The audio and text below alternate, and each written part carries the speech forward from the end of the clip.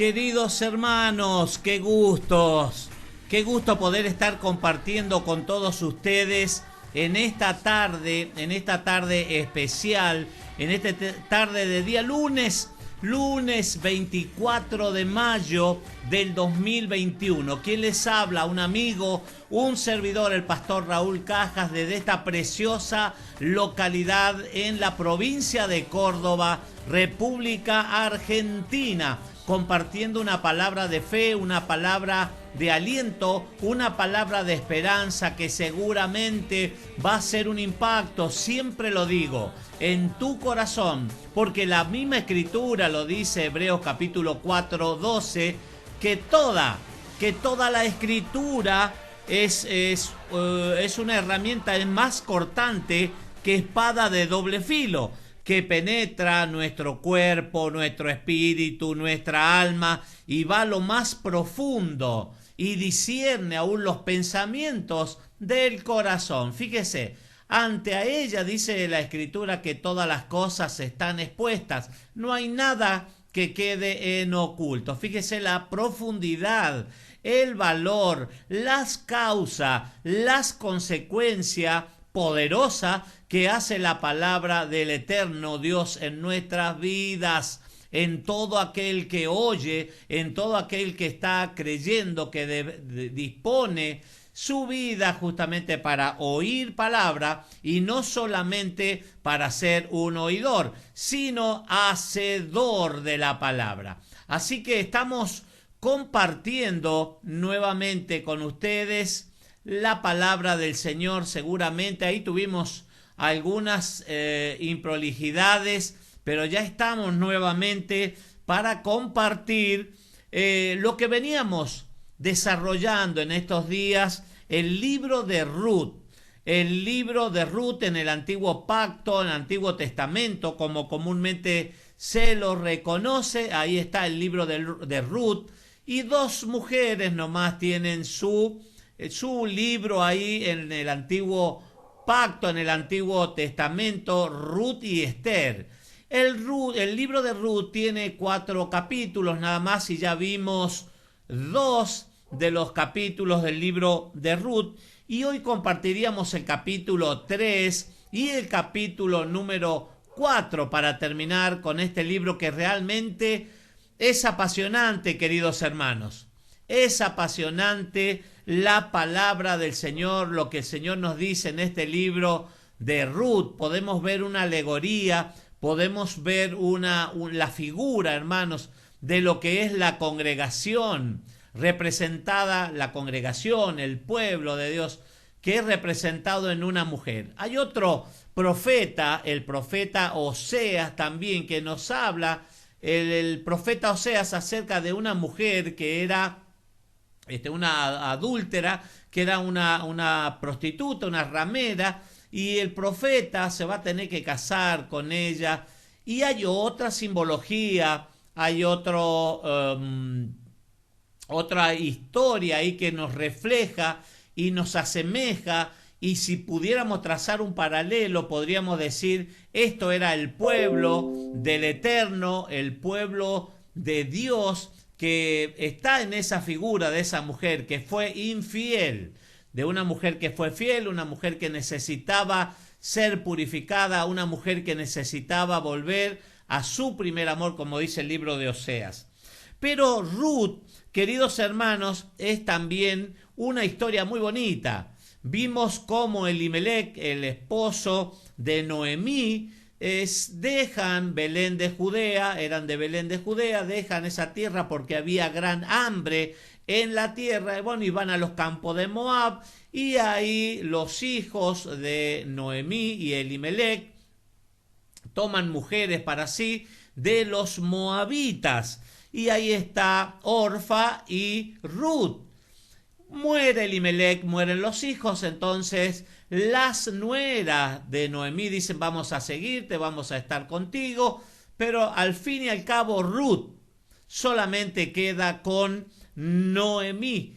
Y hay una historia que hemos venido compartiendo, y que hay una decisión que tomó Ruth, se lo dijo a su suegra, y le dijo, tu pueblo, fíjese qué decisión más importante, una mujer moabita que había estado casada con un hijo de Noemí, le dice, tu pueblo será mi pueblo y tu Dios será mi Dios. Por eso, esta misma decisión, hermano, es muy importante. Es muy importante porque una moabita no tenía acceso al pueblo de Israel, porque recordemos el origen de los moabitas, que había sido en el tiempo de Lot. ¿Se acuerda cuando Lot, en la historia de Sodoma y Gomorra, que viene la destrucción sobre Sodoma y Gomorra, Lot logra huir de ese lugar con sus dos hijas, y las hijas no tuvieron mejor idea de embriagarlo a Lot, y ahí tuvieron relaciones sexuales, de ahí descienden los moabitas de la hija mayor, esa relación, ese incesto, y los amalecitas por otro lado. Y le estaba prohibido al pueblo de Israel que tomaran mujeres para sí, que hicieran alianza, que un moabita entrara en la congregación de el pueblo de Dios, el pueblo del Eterno de Israel. Pero vamos a ver qué decisión tan importante que tomó Ruth, queridos hermanos, que marcó la historia, marcó la genealogía del Mesías. Ahí en Mateo capítulo 1 lo vemos cómo va a aparecer Ruth en esa lista de los antepasados del Mesías. ¿Por qué? Porque algo pasó en su corazón, tomó esa decisión de decir, tu pueblo será mi pueblo y tu Dios será mi Dios. Orfa nos relata la Biblia, la Escritura, el libro de Ruth, que volvió a su tierra y nunca más se habló de ella. Pero en Ruth va a seguir los pasos de su suegra y la va a acompañar. Y Ruth, justamente el nombre de Ruth está relacionado a amiga, a la palabra amiga, a la palabra compañera. De ahí que viene una gran amistad que se gestó, se formó entre Ruth y Noemí. Pero dice que apenas llegan a los campos de Belén, ahí estaba el tiempo de la cosecha, y había una ley en el pueblo, en Israel, que decía que no se debía cosechar todo el campo, se debían dejar los rincones, las esquinas del campo, algunas espigas. ¿Para qué? Para los pobres, estaba escriturado en la ley, para los pobres, para los necesitados, para las viudas, para los huérfanos. Y ahí va Ruth a buscar alimento a esos campos. Pero fíjese cuando hay un plan, fíjese cuando hay un propósito de parte del Eterno para las vidas, que Ruth en ese campo, justamente ese campo es de un pariente cercano a Elimelech, al esposo de Noemí. No es una casualidad, no es una casualidad. El dueño es Boaz de ese campo y es un familiar directo, cercano, el cual tiene condiciones de redimir, de comprar, de pagar esos campos de lo que le pertenecían a Elimelech, y para poder restituirlos y poder dejárselo como herencia a la familia. Y yo voy ahora a compartir en Ruth, en el capítulo 3 y 4, es lo que nos falta para terminar este estudio panorámico acerca del libro de Ruth. Dice después, capítulo 3, después le dijo su suegra Noemí, hija mía, no he de buscar hogar para ti, para que te vaya bien. Fíjese cuando hay un buen corazón, un corazón que tiene buenos pensamientos, buenos deseos para con otra persona. Noemí para con Ruth. ¿No es vos nuestro pariente, con cuyas criadas tú has estado? He aquí que él avienta esta noche la parva de las cebadas. Te lavarás, pues, y te ungirás, y vistiéndote tus vestidos, irás a la era, mas no te darás a conocer al varón hasta que él haya acabado de comer y de beber. Y cuando él se acueste, notarás el lugar donde se acuesta, e irás y descubrirás sus pies, y te acostarás allí, y él te dirá lo que hayas de hacer. Y ella respondió: haré todo lo que tú me mandes. Fíjese, cuando decía hay buenas intenciones y cuando hay obediencia en nuestro corazón, decimos, la palabra lo dice en Devarim, en Deuteronomio, capítulo 28, que la obediencia va a acarrear, va a provocar bendición. Y este no es un caso donde hay una excepción, sino que el Eterno sabe, hermanos, conoce nuestro corazón, las intenciones del corazón. Y decía yo cuando comenzaba que esto es una analogía, es un relato que se podría trazar, un paralelo bien claro y bien marcada de lo que es un redentor, una persona, en este caso vos, cómo es el dueño del campo y cómo él puede redimir. Pero vamos a ver que hay otro familiar más directo y más cercano que vos, pero en vos está el deseo de redimir, de pagar un precio, de llevar ese auxilio que está necesitando Noemí y justamente también Ruth, de Ruth. ¿Y qué es lo que le dice Noemí a Ruth en el versículo 3? Te lavarás, pues, y te ungirás, y vistiéndote tus vestidos, irás a la era, mas no te darás a conocer al varón hasta que él haya acabado de comer y beber. Hay todo un proceso en la vida, en este momento, en este episodio de Ruth. ¿Por qué? Porque ella se va a tener que presentar ante el futuro esposo. Todavía no está determinado.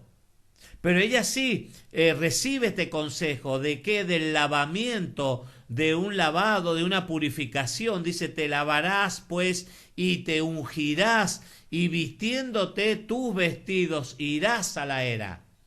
Y fíjese que ese es el proceso en el cual se tiene que someter la congregación, la iglesia, el pueblo del Eterno. Apocalipsis habla de una boda. La Torá nos habla de una boda, de un casamiento, un acontecimiento muy importante.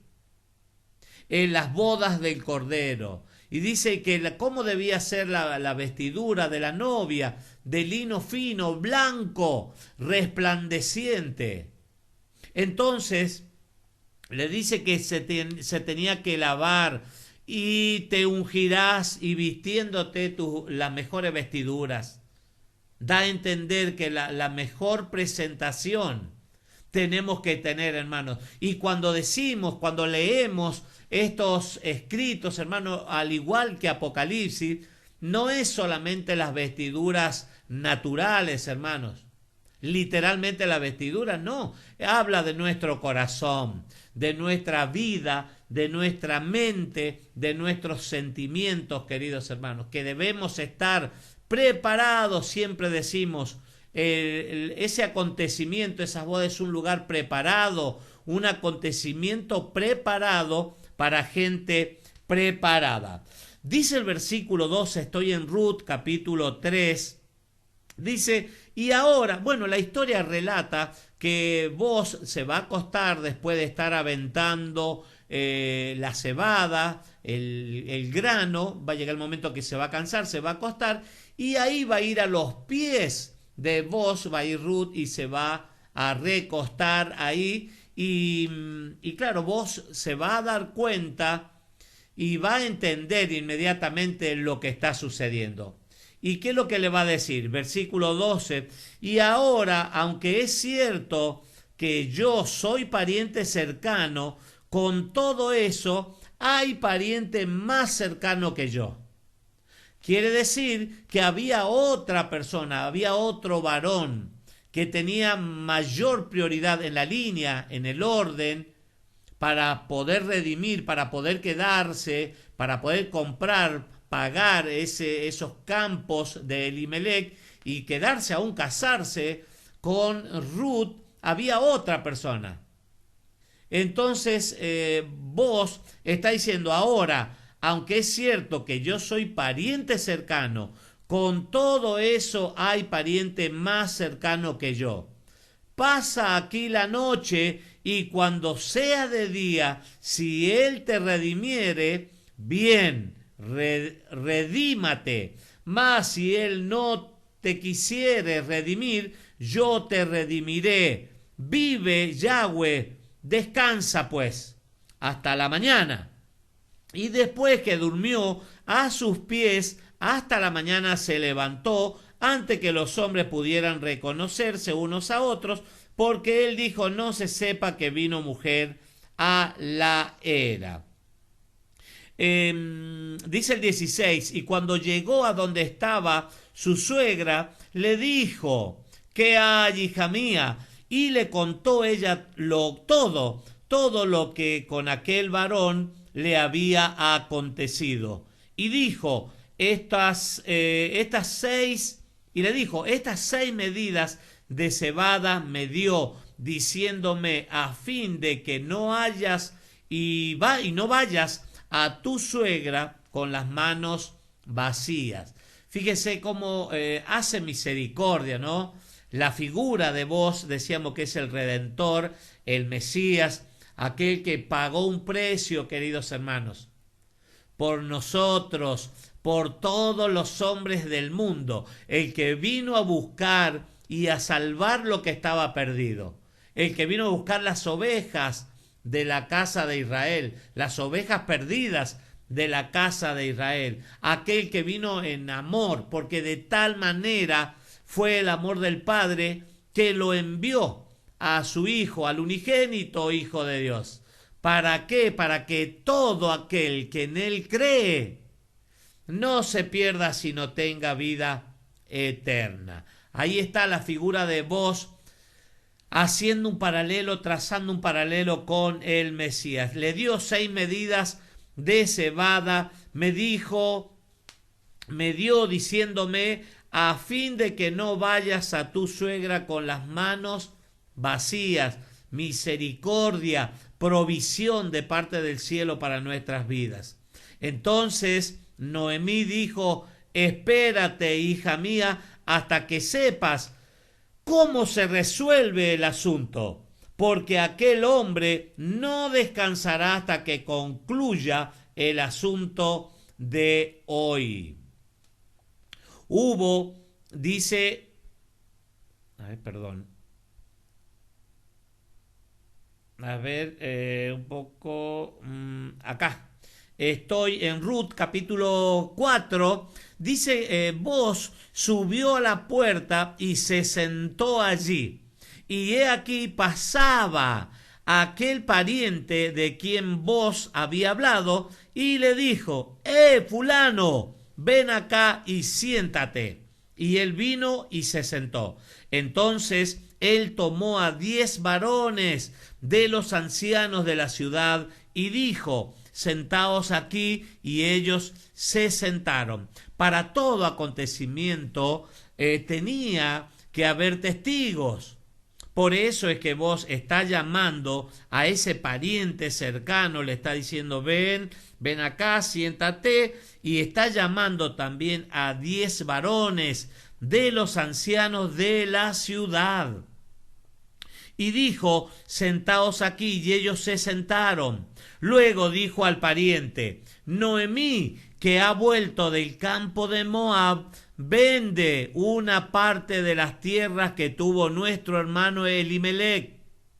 Y yo decidí hacértelo saber y decirte que la compres en presencia de los que están aquí sentados y de los ancianos de mi pueblo. Si tú quieres redimir, redime, y si no quieres redimir, decláramelo para que yo lo sepa, porque no hay otro que redima sino tú, y yo después de ti. Y él respondió: yo redimiré.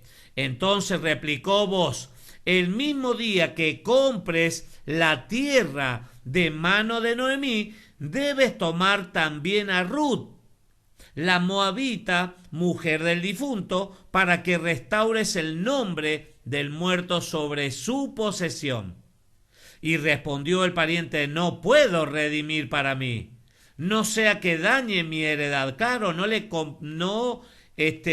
servía, iba a entrar en un problema, en una crisis, familiar cercano, más cercano que vos. Entonces le dice: redime tú, usando de mi derecho, porque yo no podré redimir.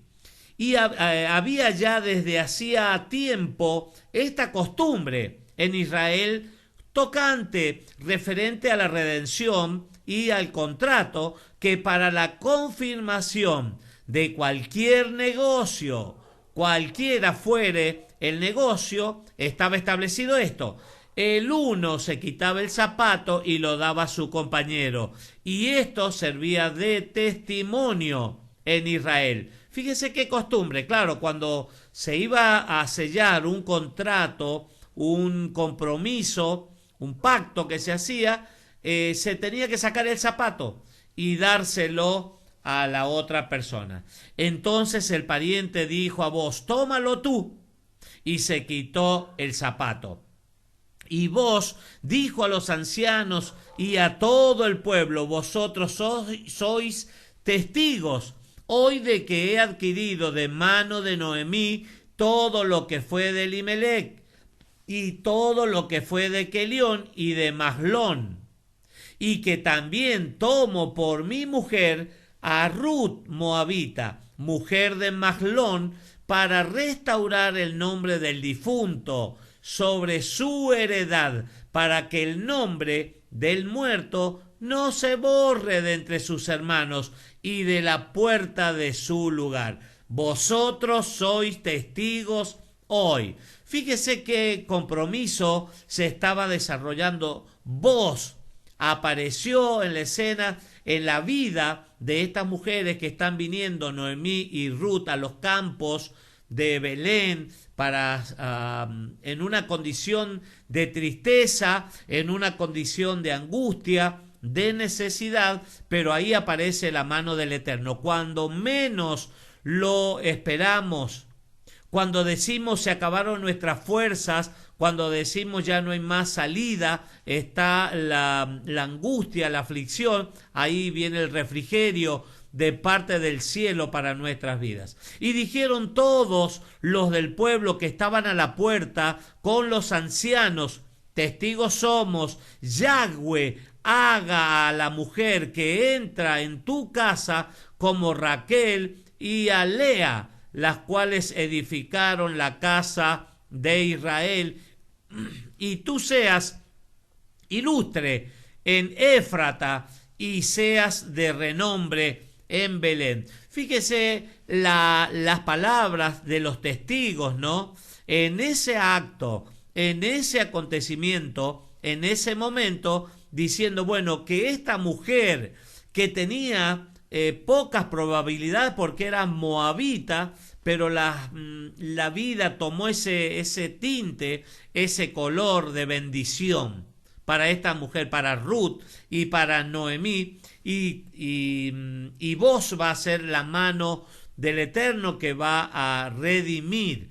Y dice que seas como Raquel y como Lea, mujeres de Jacob, las cuales, dice, edificaron la casa de Israel, y tú seas ilustre en Éfrata. Éfrata se le da el nombre, el título a la zona, a las tribus de Efraín, y seas de renombre en Belén. Y fíjese, vamos a seguir leyendo y usted va a ver cómo se va a cumplir esto. Y sea tu casa, dice, como la casa de Fares, el que Tamar dio a luz a Judá. Fíjese los acontecimientos tan importantes que han quedado grabados en la historia de Israel. Por la descendencia que de esa joven te dé Yahweh nuestro Elohim. Versículo 13, vos pues tomó a Ruth y ella fue su mujer y se llegó a ella y Yahweh le dio que concibiese y diese a luz un hijo. Y las mujeres decían a Noemí, loado sea Yahweh, alabanzas al Señor, que hizo que no te faltase hoy pariente, cuyo nombre será celebrado en Israel. Fíjese cómo se sueltan palabras de bendición. Fíjese aún, dice que las mujeres conocidas de Noemí, cercanas, no dice la escritura vecinas tal vez. Dice un hombre, va a nacer alguien que su nombre, dice, será celebrado en Israel, el cual será restaurador de tu alma y sustentará tu vejez. Eso están diciendo por ese niño que acaba de nacer. Pues tu nuera que te ama lo ha dado a luz y ella es de más valor para ti que 7 hijos. Fíjese cuando una persona ha alcanzado una alta estima, hermanos, en los demás, en su suegra, en las personas que la conocían. Qué bueno, ¿no? La palabra dice que nosotros somos cartas leídas, hermanos. El Mesías dijo que no puede salir de una fuente 2 tipos de agua, agua dulce y agua salada, sino que se tiene que ver claramente que nos hemos vuelto al Eterno, que nuestra vida ha experimentado un cambio de 180 grados y que estamos esforzándonos, que estamos animándonos a servir, a vivir una vida que agrade al Eterno. Ya mucho tiempo, dice el apóstol Pedro, Kefas, ya tuvieron su tiempo, mucho tiempo para agradarle al mundo, para hacer los deleites del mundo, agradarle a los hombres. Pero llega el tiempo, hermanos, se agota el tiempo y ese es el momento en que servimos, disponemos nuestra vida, lo mejor que nos puede suceder. Vivir una vida de acuerdo a las leyes, a los mandamientos, a los estatutos del Eterno. Y tomando Noemí el hijo, lo puso en su regazo y fue su aya, su nodriza, dice otra versión, la que lo crió, la que le enseñó. Y le dieron nombre las vecinas, diciendo, le ha nacido un hijo a Noemí, y lo llamaron Obed. Este es padre de Isaí, padre de David. Fíjese qué impacto, hermano, más profundo, un impacto espiritual realmente, de algo que no era, de una transformación, de lágrimas, de pérdida, la muerte de Elimelech, la muerte de sus hijos, la vida de Noemí, el hambre, la necesidad, lo que pasó con Ruth, la decisión de Ruth, diciendo, tu pueblo será mi pueblo, tu Dios será mi Dios. Decisiones fuertes, palabras fuertes, pero que van acompañadas de qué cosa, de hechos, van acompañadas de obediencia. Y ahí en la obediencia está la bendición. Le dieron nombre las vecinas diciéndole, ha nacido un hijo a Noemí, lo llamaron Obed. Este es el padre de Isaí, el padre de David. Estas son las generaciones de Fares. Fares engendró a Gersón, Esrom engendró a Ram y Ram engendró a Aminadab. Aminadab engendró a Naasón y Naasón engendró a Salmón. Salmón engendró a Boz y Boz engendró a Obed. Obed, otra vez lo repite, lo reitera, Obed engendró a Isaí e Isaí engendró a David. Vio que no hay casualidades en las cosas del Eterno. Hay un plan establecido, hay un propósito en el cual el Eterno nos quiere ver funcionando, alineados con ese plan, con ese propósito que el Eterno tiene para nuestras vidas. Ruth era esa mujer que ahí fue a los pies, dice el relato, a los pies de vos, y es así nosotros, esa actitud de la que debemos tomar, hermanos, de ir a los pies de aquel que nos llamó, aquel que nos perdonó, aquel que pagó un precio por nosotros, hermanos. Y cada día tenemos la oportunidad para reconocer esa obra, lo que el Señor hizo, su vida que fue entregada en la cruz, la sangre que fue derramada por el perdón, en propiciación, por el perdón de los pecados de todos los hombres del mundo.